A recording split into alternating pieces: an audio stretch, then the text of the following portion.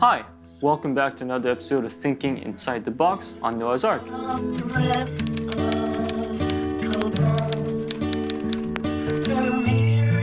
Today we're going to talk about this effect I call Leslie vocals, which is basically a vocal signal through a Leslie speaker cabinet. So the effect can be heard on countless records, but most prominently on Black Sabbath's record called Planned Caravan from their debut album Paranoid. But let's listen to a track by the Grateful Dead called Rosemary, and it's featured on their album called Oxomoxoa. So let's listen to the track.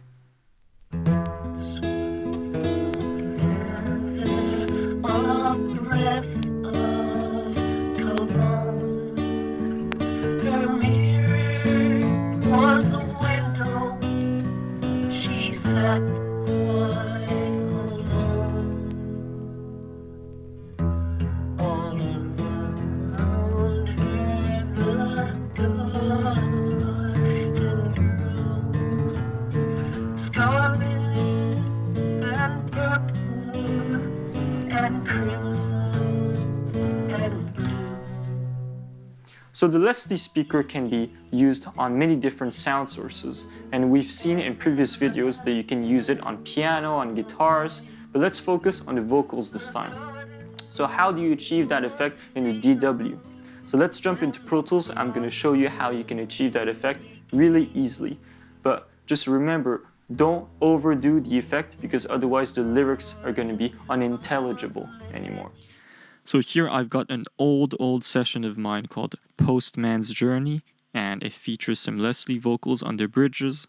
So I'm going to show you guys how you can achieve the same effect using just one free plugin called the DB33 that comes with Pro Tools as a stock plugin.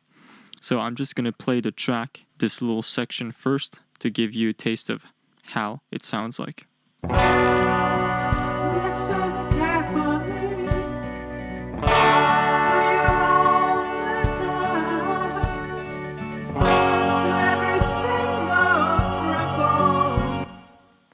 So I wanted to achieve this kind of fragile vocal sound, and I've used a Leslie speaker emulation to achieve that.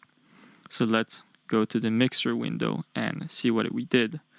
So I've added this DB33 plugin on the vocal track. Usually it's used as a virtual instrument, but today we're going to use it as an effects plugin.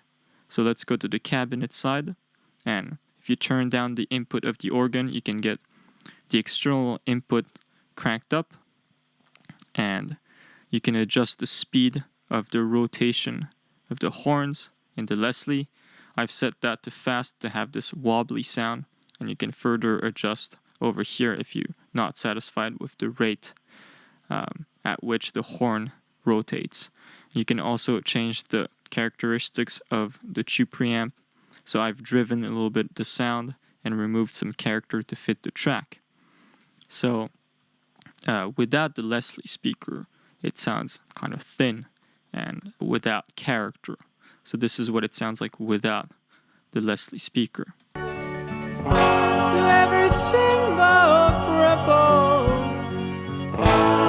And if I add the Leslie speaker, it's going to wobble a lot more.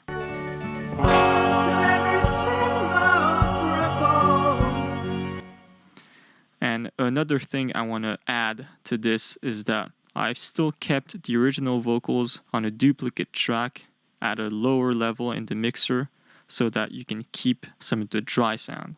The reason behind this is that if you overdo the Leslie sound, you won't be able to hear the words anymore, and it's going to be unintelligible. So you need to have that dry sound behind. Just set it lower in the mix, but still have it so that you get the extra definition on the words. So there you go, Leslie vocals in the DW.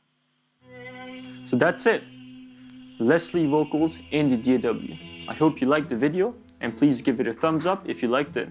And please subscribe if you want to stay up to date to my next videos. And let me know in the comment section below what kind of sound sources you passed through Leslie speaker and what kind of effect you achieved with that. And I'll see you next time for another video.